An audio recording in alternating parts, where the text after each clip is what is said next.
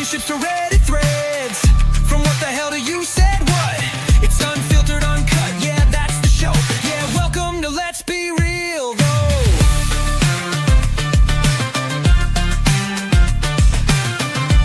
Welcome back to Let's Be Real, though, with Brandon J. Benfield, a podcast and a YouTube channel. I am Brandon J. Benfield. Well, I know it's been a little bit since I've thrown out a solo pod. It's been it's been a rough few months. I'm not gonna lie to you. This episode may not sound like the happiest. In fact, some of it could be pretty somber for you out there, and I'm sorry for that. But people go through seasons, and sometimes they're great. Sometimes it's one success after another. Or sometimes it's a shithole, and you're just trying to get through it. And not to quote a movie title, but it's like one battle after another. Man, it's been like I said, it's been a rough few months around the Benfield household. You probably heard on other podcasts, a couple of slays together, that my wife and I were hit by a drunk driver. Told the story probably 1,000 times by now. So I won't necessarily go back into it, but dude got off on foot. And we haven't been able to sue him properly. Unfortunately, it seems there were multiple parties involved on the person who hit us side that we just didn't know about. And that's making the lawsuit complicated. I think that's probably all I feel comfortable saying recorded. But I'll talk to you about it if you feel like, if you want to ask me about it. But I shouldn't say these things. But that happened in November 2024, and this is February of 2026, and we're still dealing with it. So that's been an issue. So, but anyway, the results from that were that my wife had to get cervical fusion surgery on her spine, her neck, I think. I always get it wrong. It was more of her neck, but that, from what I've been told, that she had to get drilled in here and have her C5 through C7 fused together. That was back in like April or May, maybe later. I think it was around that time, or that might have been when we were getting it figured out. Anyway, so yeah, she got the surgery and everything, and she's been healed up from that for a little while. But and by the way, I do apologize. I'm having a really rough night for the reasons I'm about to tell you about. But originally, it's probably about 2:45 in the morning right now, and I've just been up. My brain's just been nonstop, and was hoping to spend time with my wife after we just got home from seeing Dracula 2026. All right. I some things happened where I was much later getting home. I got home around 10:45, and she had gone to bed, and we almost kind of got into a little text argument because I'm grieving, and again I'll get into that, but I really wanted her out in the living room with me, and she said, no, I'm not feeling good, I want to lay down, and it was all back and forth. But not to go too much into that, but so, and of course it's late, so a lot of my friends and family are asleep, and there's nobody really to talk to. And I thought, well, I'm still up, brain's still kind of running around, so I thought, hey, why don't you go record an episode, because you get to talk it out while you're not really talking to anybody but yourself. Hi. And those who are watching this at a later date than when I'm actually talking right now. But for the most part, I can still talk about it. I can still talk to you guys about it. I can podcast about it. It's like what Kevin Smith always said. It's a talking cure. And it feels good to get shit off your chest. I know people are like, oh, he's, like they might say this about me or whoever, like their friends. Like, oh, they're really bold for starting a podcast. One day I wouldn't mind trying that. I said that for years, and I'm nothing from nobody. I don't really feel like most of the time.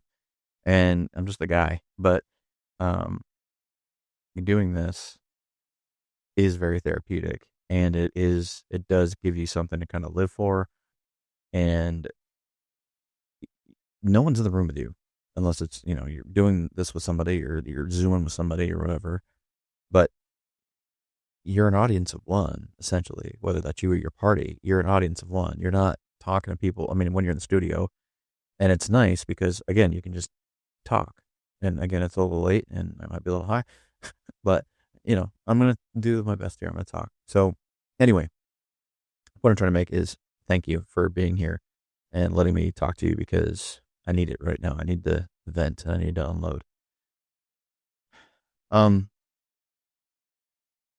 so it was weird. One day, probably in early September, maybe late August of 25, my hand started to go numb, like in these two fingers right here, my pinky and my ring finger, and I could feel it all down my hand. And it was weird. I was like, okay. Sometimes I fall asleep on my hand. Sometimes I'll do this, and I'll wake up, and my whole hand is asleep, and my face is fucked up. But this was like a constant, and it was going for about 2 weeks. And so I saw my doctor, and she put me on vitamin B12 and folic acid to see if it would help the nerves move. And it didn't. It actually got a little worse. I don't think it got worse because of that, but I think it was worsening from that. And I finally had to talk to her, and I said, look, this isn't what you think it is. It's not anything diabetic. I think this is something having to do with my muscles or whatever, nerves and stuff.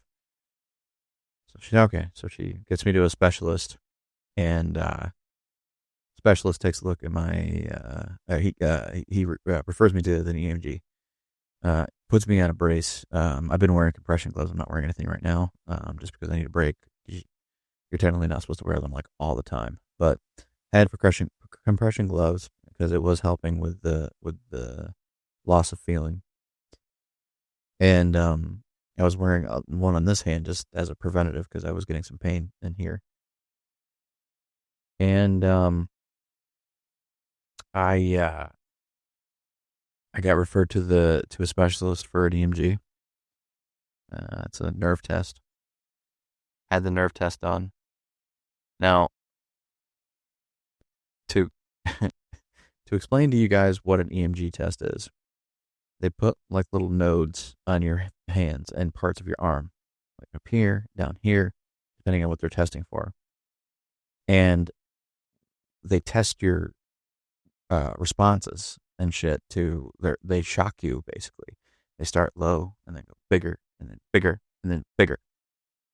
And the best way I can describe it, and again, I'm married, so I'm not trying to be like gross or inappropriate here, but for people that have had sex, the feeling, picture when you're orgasming and it's the part of it, but instead of pleasure coming right after that, it's pain.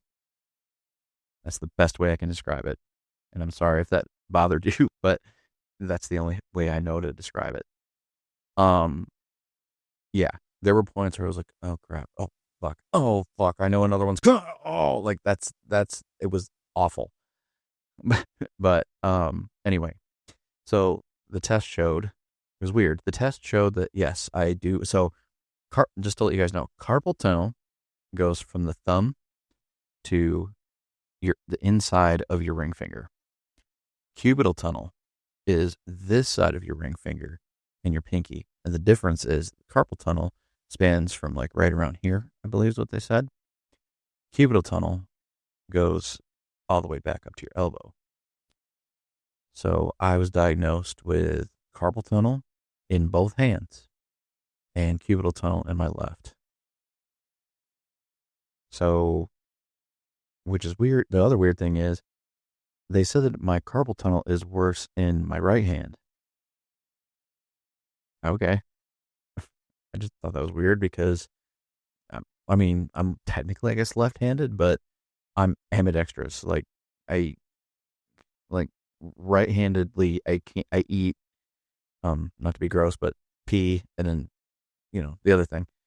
But then over here, I bat left-handed, throw left-handed, punch left-handed, like, southpaw stance, kick left-legged. But I play guitar. Well, yeah, I play guitar right-handed, like, the normal way. Um, and I think I shoot a bow and arrow right-handed. I can't remember.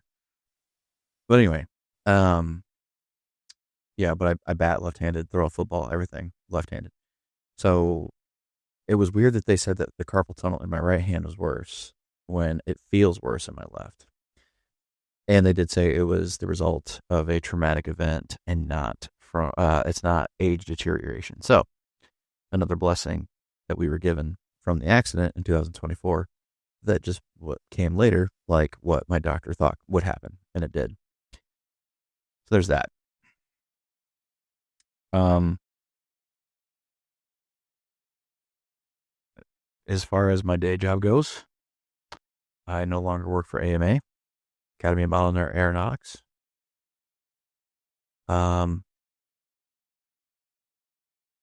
I can only talk about a little bit of it because I had to sign a contract stating that I wouldn't. There's a lot that I can't talk about, but um, they told us that they were laying off 3 people. It came as a shock to all 3 of us. I think the most I can say is what we were told and how it happened and what happened doesn't really match up. And that's as far as I'll go with it. However, I will say this. Again, with the one battle after another.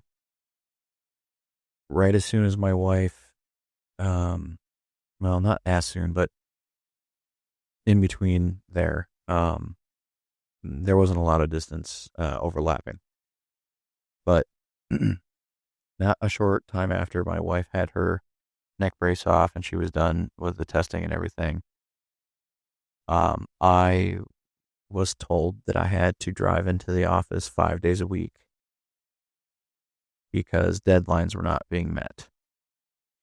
But I was also told that it wasn't just me that was being asked to do this, it was our entire team. Now, for me to drive into work from here was an hour and 20 minutes away because I worked in Muncie, Indiana. Originally, the job was, I worked there for 3 years. Originally, the job was, you work one day at home, in office. You could pick whatever day you wanted to come in, but the rest of the time could be remote.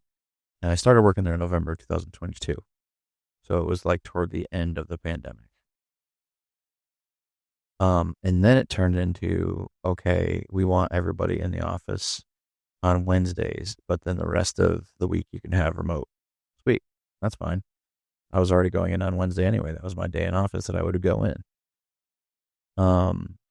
That went on for about a year-ish. But then I was asked to come into work 2 days a week. 2 days a week? Yeah, 2 days a week. Maybe, yeah, it was 2 days a week. And then when I was off that probationary period for something else, I can't remember. Oh, tardiness. I'm late a lot.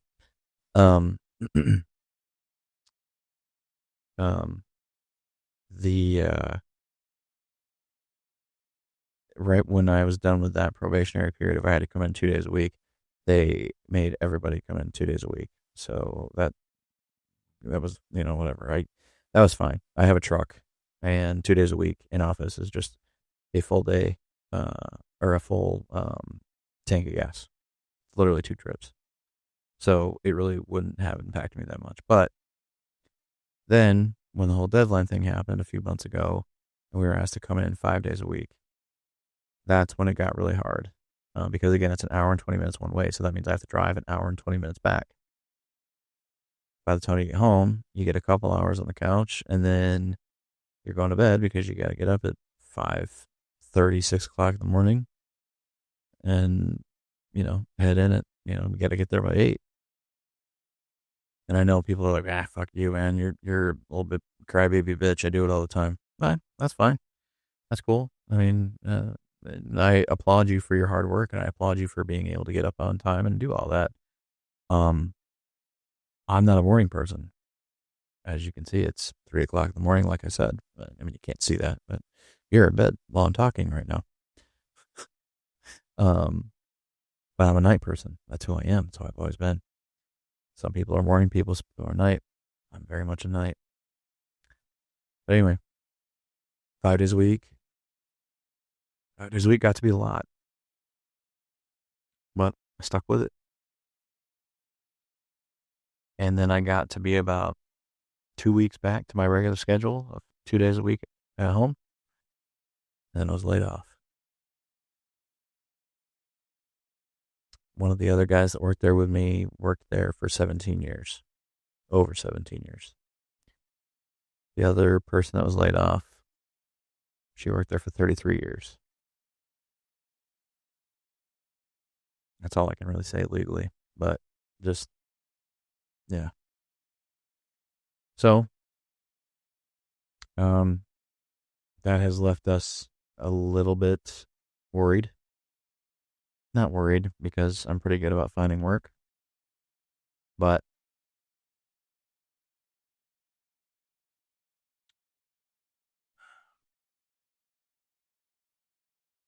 when I was putting together the big anniversary episode for the Couple of Slaves Together, we've been doing it for a year now. Check it out if you wouldn't mind. Couple of Slaves Together to YouTube. Trying to get our engagement up on there, but anyway, I'm not trying to promote that right now. I was in the middle of trying to get this big episode done and out before our actual anniversary day, so we can put it out on their anniversary day. And I'm sitting there, and in the middle of it, my wife is coming out to the kitchen, and she sees our oldest cat, Cleo, hanging from our big stool chair thing that we have in the kitchen. It's one that I grew up with. In my household, my dad always sat at it. He would put a lot up to the counter, and literally he would sit at a kitty corner, cat, in the kitchen on the counter. We had an L-shaped counter, and he would pull this chair out, and he would sit there and eat and watch his little ass TV every night after work. I mean, we had fucking couches and huge ass lazy boys. But this man wanted to sit there, and he sat there all fucking night. He'd sit there and eat his food and smoke his cigarette, drink his beer, and watch the little ass TV. I'm like, Dad, all right, dude, I'm going to bed. That's how it fucking was. Well, it was my dad, and that chair means something to me. And he's still alive, as of right now. That's a whole other thing too. He's not in good health. My dad. I don't know how much he would want me to say on here, so I want to respect his privacy, but, yeah. Anyway, that chair, that chair means something to me, because whenever my dad passes away, whether that's tomorrow or in 10 years, that's going to be where my dad sat. And I'll be honest with you, it's old, it's disgusting, it's really shitty wood. But it was my dad's chair. And it means something to me. Anyway, Cleo was hanging from this chair. We have a pet bed on top of it because the cats like to lay on it. And she was hanging from this bed. My wife finds her. And she doesn't know how long she's been there. But she can't get up, and she can't really meow. It was and she looks and picks her up, and her tail is covered in pee. She had peed herself. And I didn't know. I mean, our couches are broken right now, and we're getting them fixed. But so the couch that I was sitting on was against the wall, and the chair and stuff was this way, it would be where I couldn't have seen it. Um, and so she's freaking out. She brings her in the living room. She's like, "Bro, honey, she's she's not standing up. She can't stand up." And she brings her over to me, and again covered in piss. And I thought maybe her claw was stuck, like our dog's claws get stuck sometimes. I'm trying to like straighten out her leg, and just keeps. And like I go to sit her down, so like she would stand, and for some reason her left paw and her right back leg, both she just couldn't stand. She's 17 years old. I've had her since 2008. She was my very first pet on my own. I had just got my own apartment. I lived with Ben Norton and Matt Cross the year prior.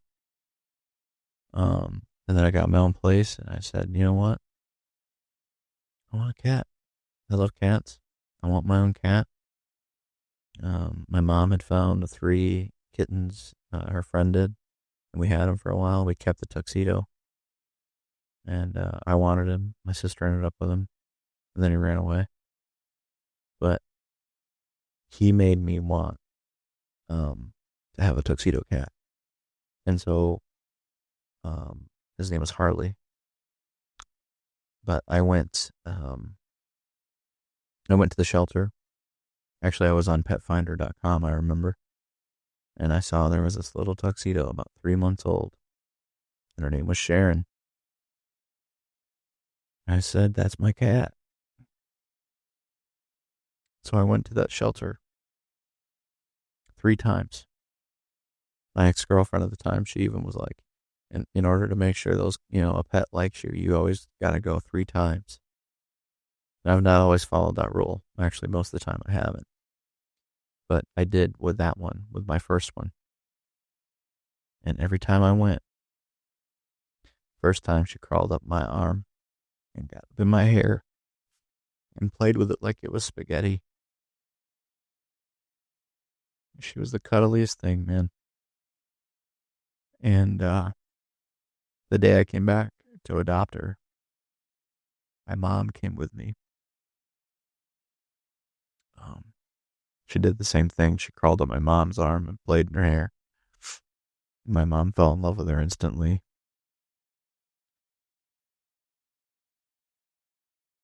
I named her Cleo. She was my baby for years. There was a point where I almost dumped them, I'm ashamed to say, because I hit rock bottom.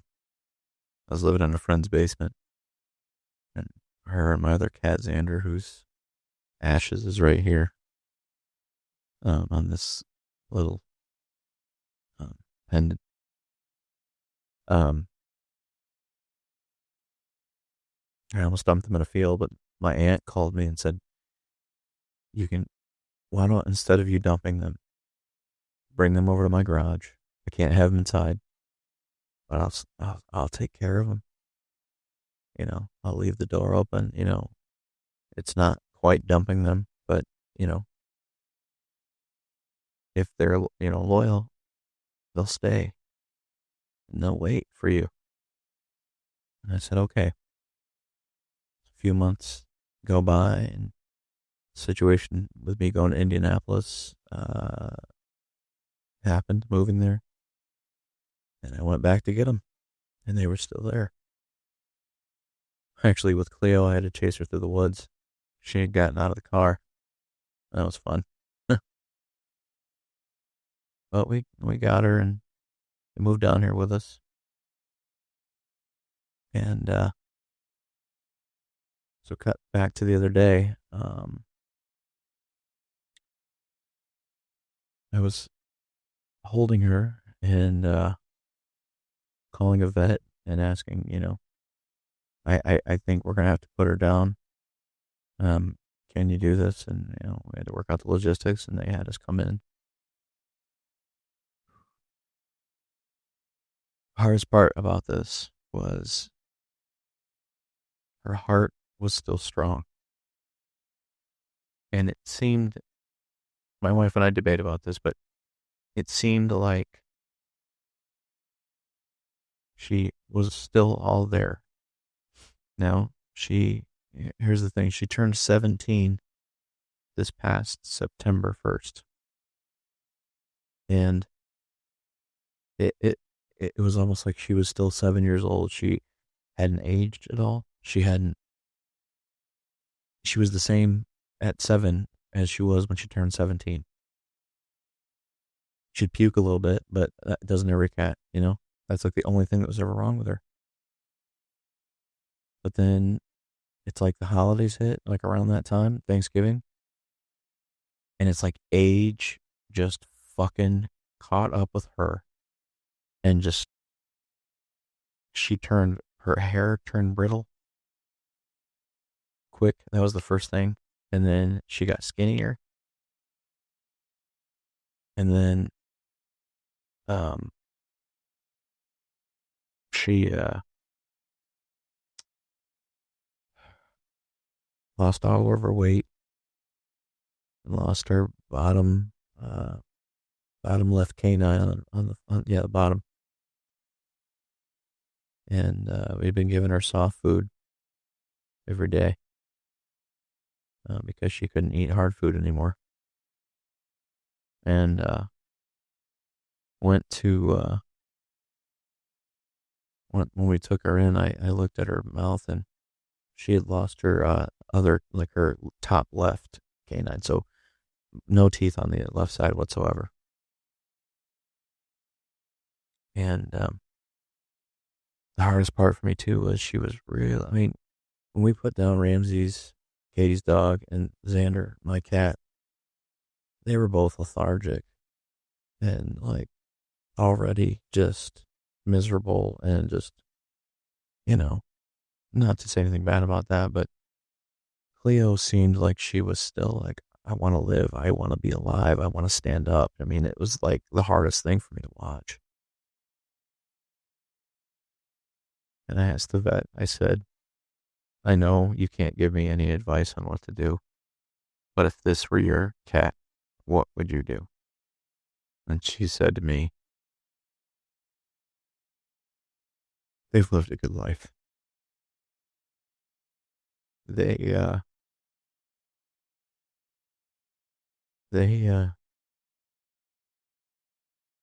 lived a good life. And so we made the decision. They came in with the sedation first, put that in her back leg. And she went right to sleep, really, really, like, our sleep. Katie actually thought she had passed away, and from the sedation, she went and got the vets, and they came back in, and the heartbeat was still going and stuff. They couldn't put the IV in her because they felt like it'd be too traumatizing and it wouldn't go through her bloodstream. So they had to inject the euthanasia into her liver. And then she went. I said goodbye.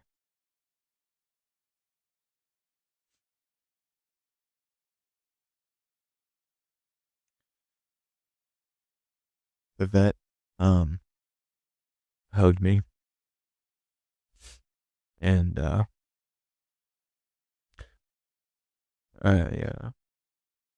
took her body down to Forever Above in Westfield, which, shout out to those guys, because they have cremated 4 of our animals, and then our mother-in-law's, our mother and father-in-law's, my mother and father-in-law's dog, who was the sister of our dog Ramsey's, Sophie. That was crazy. I mean, that's how we found these people. But anyway, they're amazing people. They'll sit with you and talk with you. We've seen them multiple times. Tom was there. He hasn't been there. Last couple of times I went. But it was nice to give him a hug and say hi and thank you. I'm getting another necklace like this. It's purple. It'll have her ashes in it too.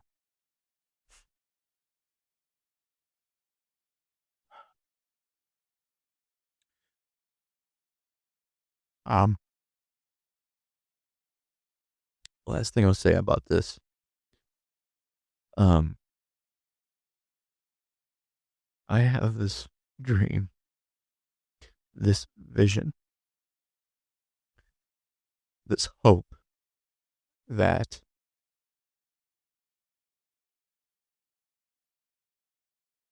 when I die and I wake up in the afterlife or heaven or, whether that's my own individual heaven or I don't know, whatever, supernatural. Sorry. Um, not to get theological about that right now, but I have this hope that I'll wake up in a field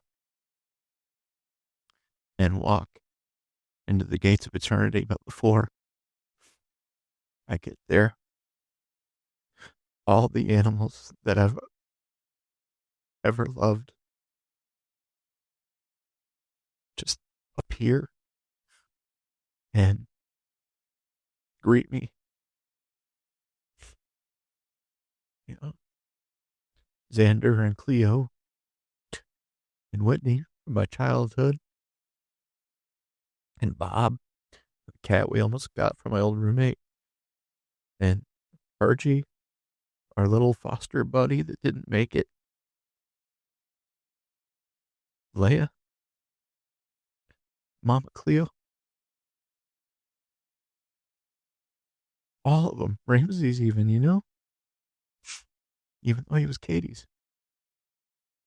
Mama too. And the ones we have now, we have 8 more.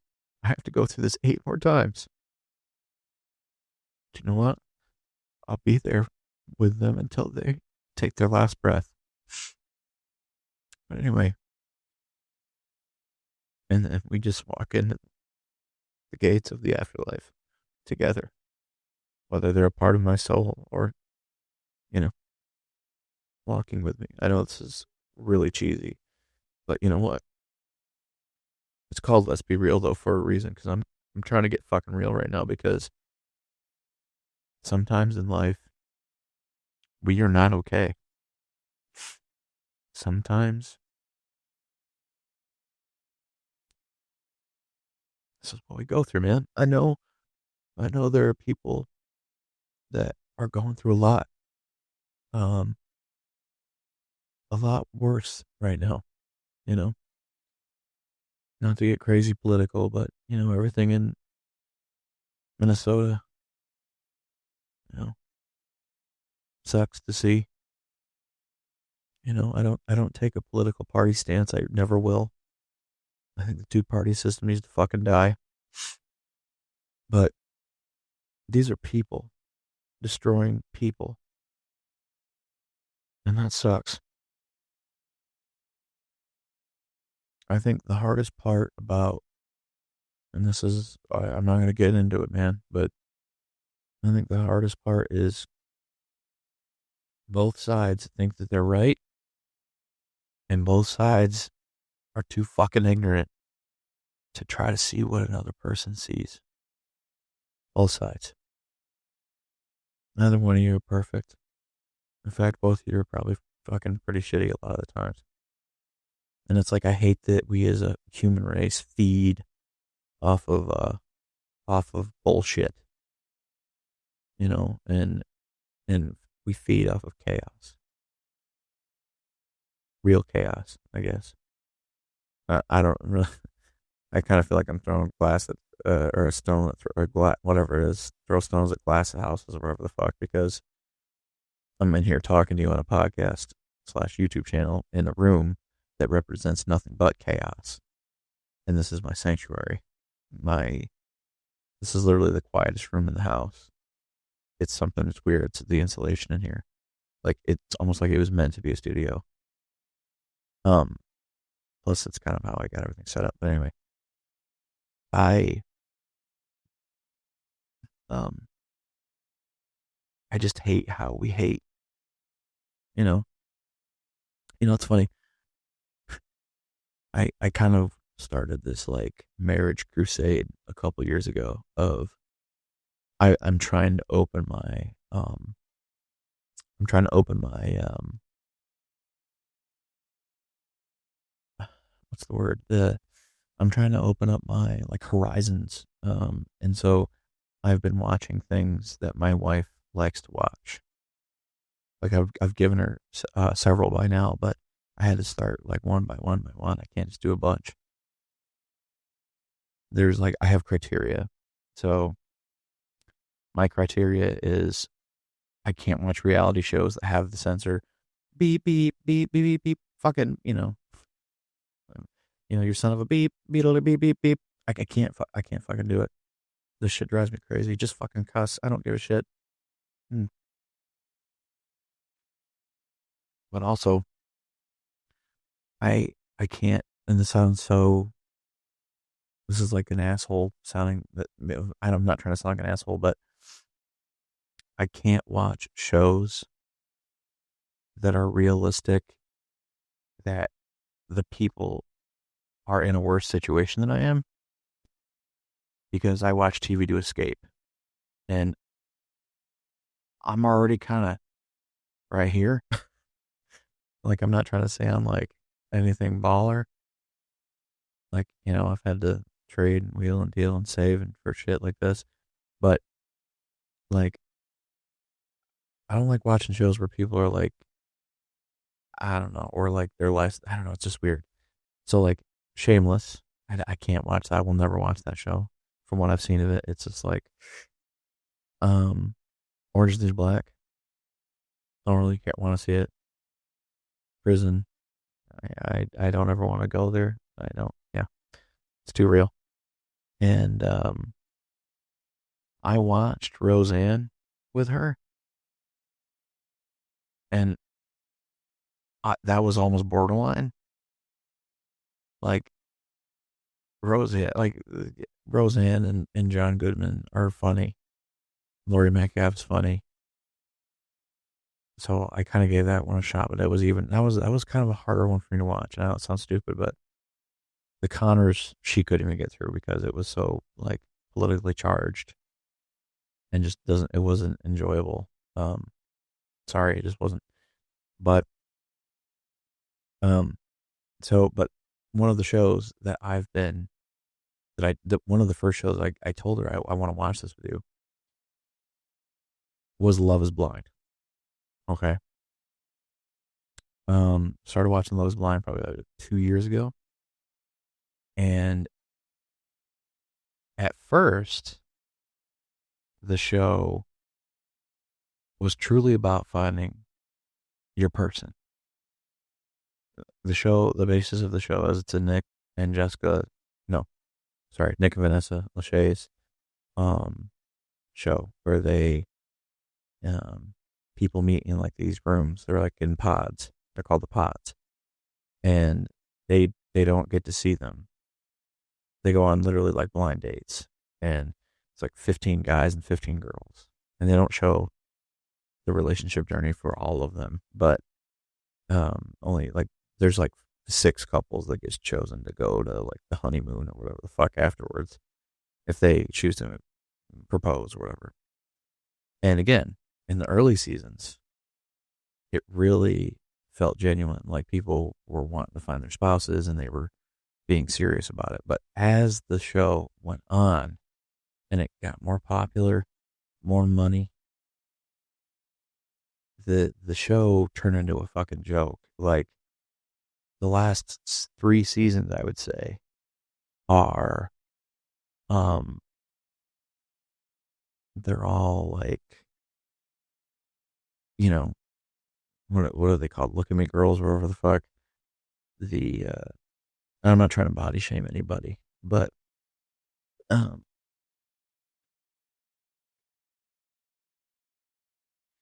um the it's all for show.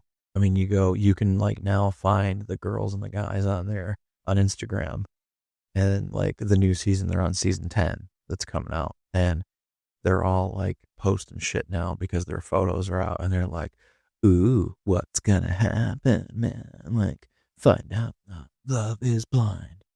But then it's like you watch them on the fucking show, and they're going through like the worst shit of their lives, dude. Like one girl last year, she was, and my wife knows who I'm talking about. I'm not like saying anything. How could you say that? There was one really hot girl that was like thicker. She wasn't fat, but she was thicker. And this dude, beautiful woman by the way. This dude, fucking like like it was awful the way he reacted, but when like the doors open or whatever and you see your person, you walk out and he was like, ah, and you could tell he was like, yeah, that wasn't what I ordered. And so yeah, homie wasn't feeling her, and it got so bad to the point where he was like, standoffish with her, which is weird because they admitted that they fucked multiple times, but um like ultimately, like it got so bad. I mean, this isn't funny, but it was just astonishing to see. Um, he he made her feel so awful about her that she developed an eating disorder. And it's like, do you really want to be like, check it out? What happens next on, you know, this block of episodes on their Instagrams? And they're saying that shit about becoming fucking bulimic. Look how good I can puke this week on Love is Blind. Like, what the fuck, man? It's all about the fucking attention now. It's not genuine anymore. Um, so anyway, I have to keep stepping it back. So, um, I gave her that show. And then, what was the other one? True Blood. We traded True Blood for, um, Supernatural. Now, here's the funny thing. She is doing, okay, True Blood. She wanted me to watch True Blood. I wanted her to watch Supernatural. Problem was, we didn't trade episode for episode. We traded show for show. True Blood was 80 episodes. We finished that probably 3 months ago. Supernatural was 327 episodes. And we still have 10 episodes to go. So she was pissed about that. So we had to put that on we had to start a playlist because of this, because it was a rollover show. She was like, oh yeah, rollover, fuck you, or carryover, or whatever the fuck I'd say. And so then we got into so I said, okay, I'll watch Outlander and Bridgerton with you if you watch Buffy the Vampire Slayer and Angel with me. Really? Oh, all right. Well, again, her shows are 13 episodes or 8 episodes. Buffy and Angel are 22 episodes a season. So, yeah, we're still working out the balance. But we added a bunch of other shit in there, like Landman. Landman was sick. If you guys haven't watched that show, fucking watch that show. It's so good. Billy Bob Thornton, Demi Moore, John Hamm, Andy Garcia, Allie Larder. The daughter is, I don't remember her name, but she's gonna be in Scream 7, so she's getting around in a good way. But yeah, so Landman, watch it. Alien Earth, don't watch it. It was boring as fuck. Episode 7 is all you really need to watch, because that was like the good shit. Welcome to Derry. Oh my fucking god. But my favorite show of last year. Watch it. And then we watched, we were watching Handmaid's Tale. That's really, really boring.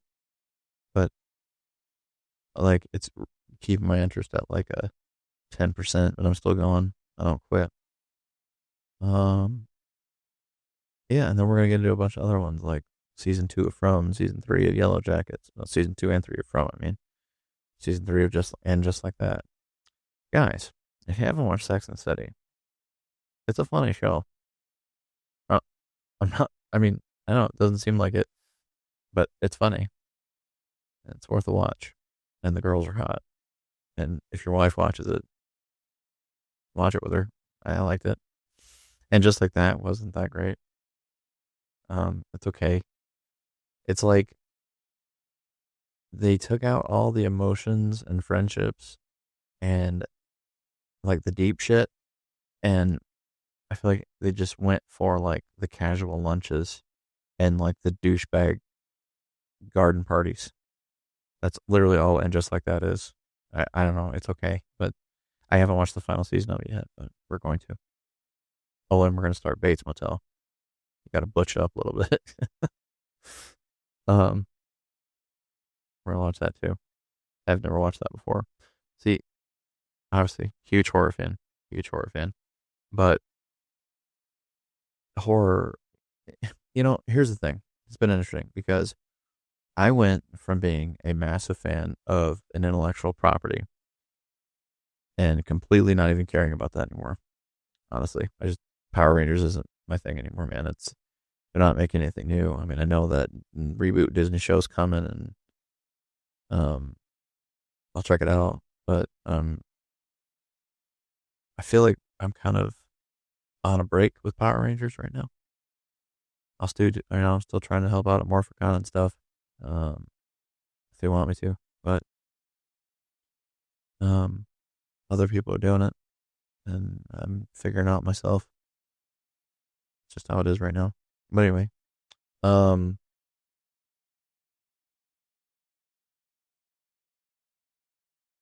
where was I going with that?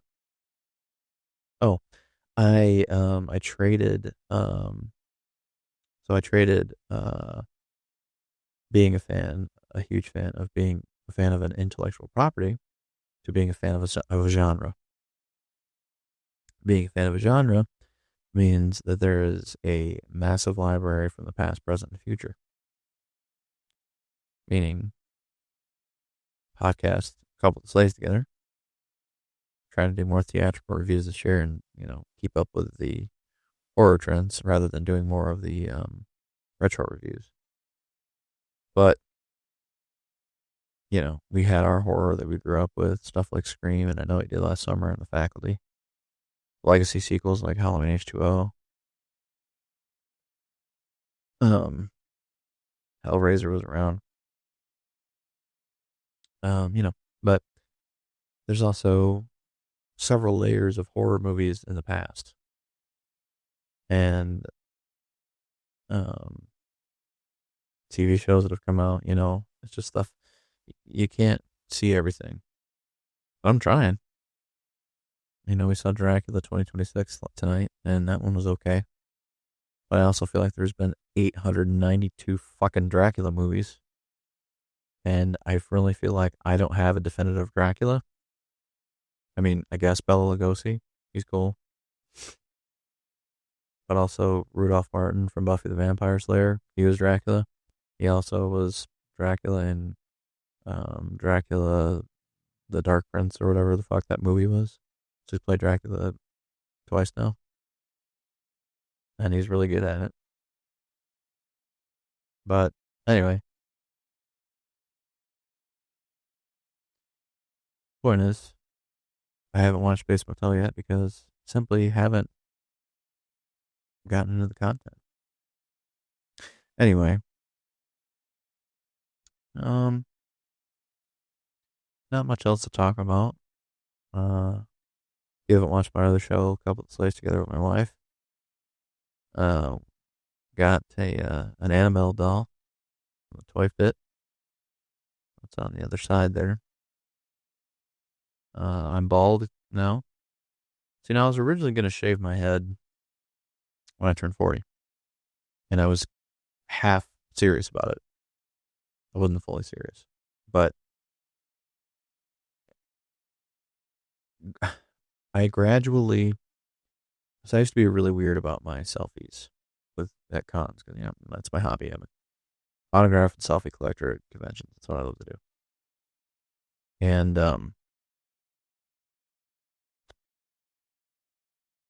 whenever I would get my picture taken, hate that my hair's too long, or hate that my hair's hairline's all off. Hate that I didn't do my hair like that day. Whatever, like I wanted it. Or I'll go back and I'll look at pictures from like 2018 when I was still bigger and my hair is like just a fucking poof ball of disaster. That's what it felt like. My wife likes my hair long, but hate it. I don't know. It's just like a self-confidence thing. And I feel better about myself when I'm bald. But anyway, let me get back to this. So it's literally like the week between Christmas and New Year's. My wife and I had a blowout fight. I can't remember what it was about. Don't want to get into that. We're over it now. We got into a huge blowout fight, and I was like really sweaty and hot, and I was at the point of really sick of my hair. And I went in the bathroom and I said, you know what, dude? Fuck it. Turn on my beard trimmer, shaved it all off, and then shaved it down to where like that I could do it in the blade. And then the next morning, we're both waking up, and I we're talking, and I'm like, I'm sorry, this and that, and she's like, hold me. So I gotta hold her, but she still hasn't looked at me, and I'm like, I'm like, I'm sorry. She's like, you're an asshole. I'm like, I know, but like all cutesy, when you're making up. And then I'm like, you haven't even looked at me yet. She's like, why would I? I'm like, because you haven't looked at me yet. It's like, what the hell are you talking about? She's like, wait, no, wait, no, no, no, no. And like starts like, oh, you did it. I don't know how to feel right now. And I'm like, I know I said I was going to do it when I was 40, but I just couldn't wait. I was sick of it. And for about a good month or so now, I've been bald. I don't hate it. I actually feel more confident. But it also took me not caring as much about my selfies at cons. Because no matter what, I could take a picture with someone in 2020 and in 2030, it'll be 10 years old. And I'll be bugging out saying, oh, fuck, I hate that I look so young in that. I don't look like that anymore. I'm looking at pictures back from like 2020, 2014. It's 2026. It's 12 years ago. I look nothing like, I don't look like that anymore. And it bothers me. But I've had to train myself to not be bothered by it. And I got to that point where I was like, you know what? And I haven't tested it yet because I haven't done a con since I've done this. But I haven't done a selfie at a con, but I feel okay with it being bald, because I look back at some pictures because I've shaved my head before. I look back at some selfies and I'm like, oh, that's when I did that one time, and it bothered me. But this doesn't bother me now. I feel good.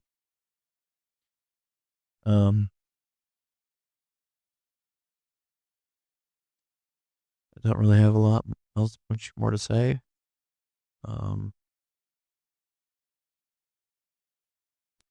Looking for work, graphic design work, video editing. Actually, I would love to be doing video editing full time.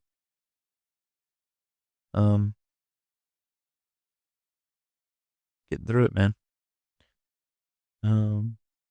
I want to say this if you're watching me on YouTube. I got this little Megan from Megan 2.0, the tiny chairs. I had the first one from the Wave 1 here, and it's like the regular standard Megan. She's got like the blood in her eyes with like the reflection of the people. But then they put out the Wave 2, and they put out the 2.0, and they also did the black phone. Oh, you fell down. They did the grabber from the black phone. He's a little bit creepy because he's got his hands out like he's grabbing boobies, but it's still a cool little figurine.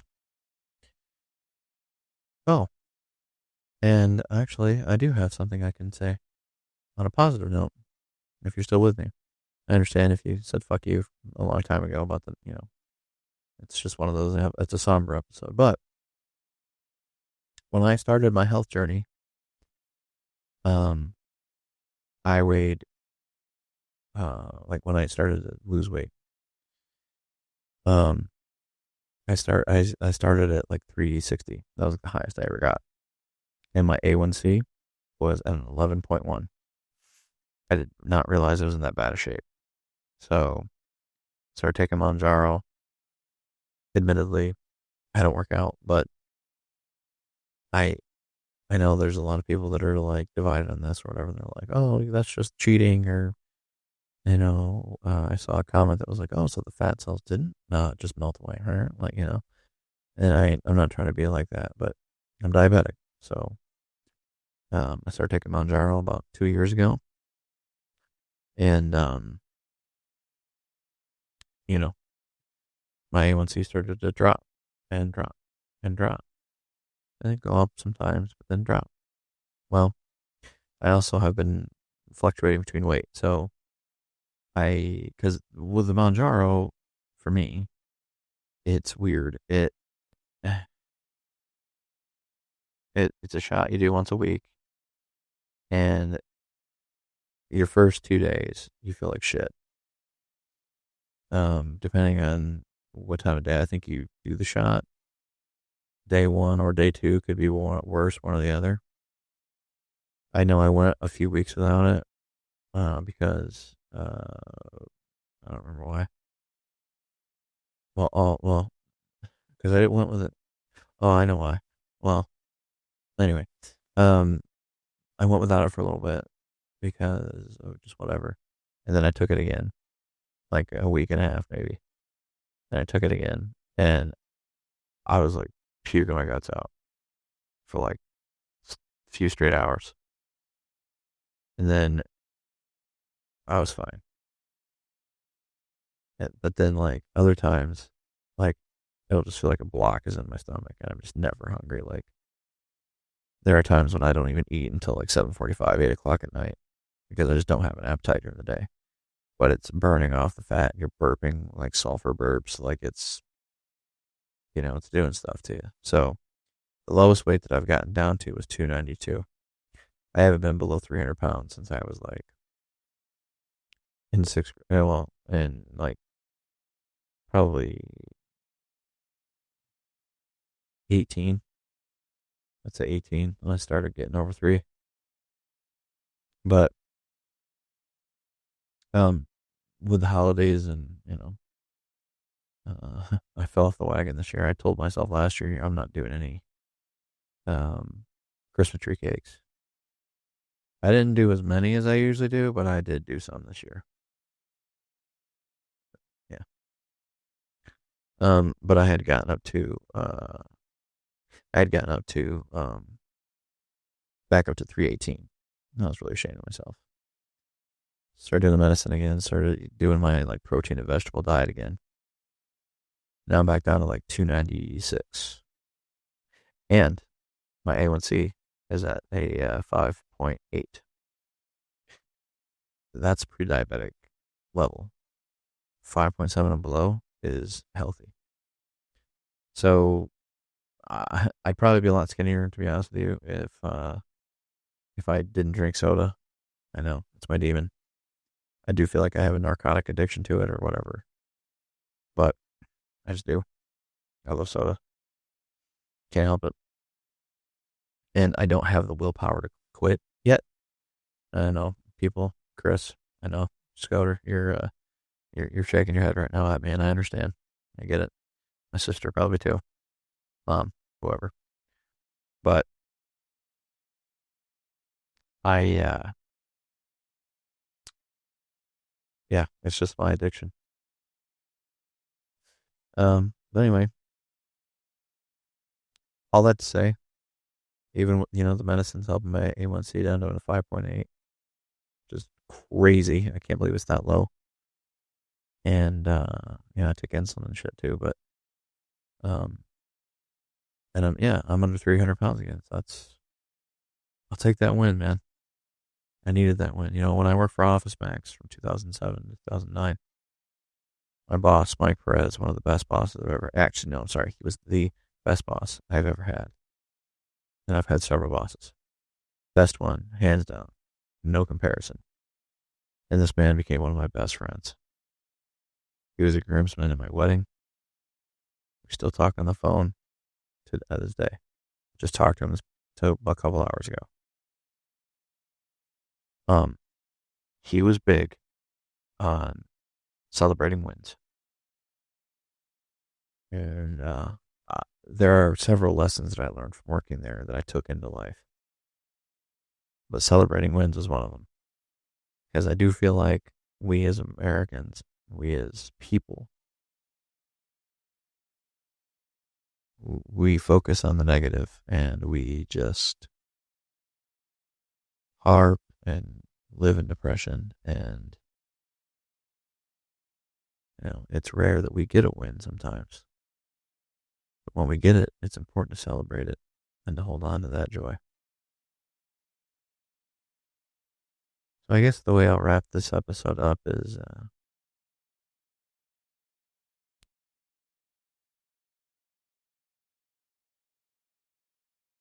love your animals, man.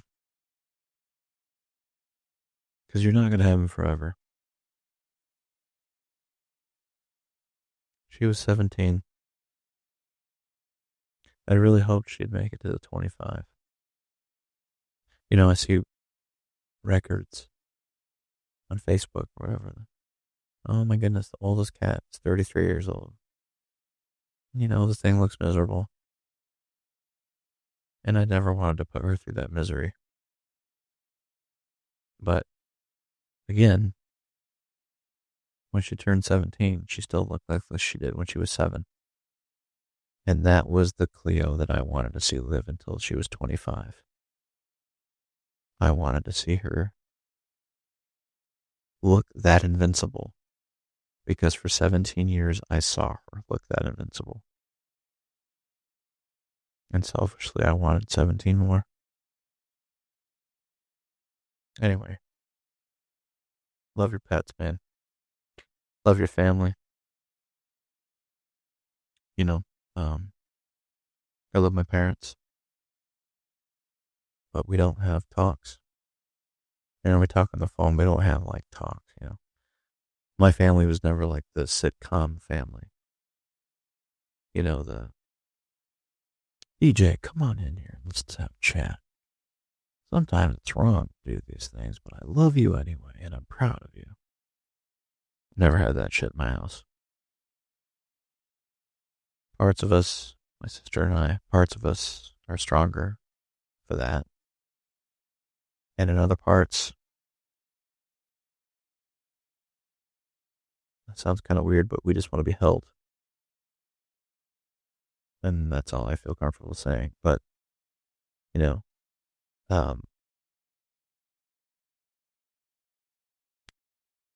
love your family as much as you can. I never got to really experience the going at grandma's. My mom's parents died before I was born. My grandmother died 20 days before I was born. She held on as long as she could. And my grandmother on my dad's side, she passed away when I was 5. The only memory I have of her, my vivid memory, the first and only memory was seeing her the day before she died. I was at my grandparents' house. And she was sick and crying. And that was traumatizing for me. and I'll never forget that. But she died when I was very young, and after that, my grandfather was a very bitter old man. He wasn't the grandfather you'd think, But so many other people have had their grandparents in their lives. Love them too, man. Love your siblings. Love each other. That's all I got.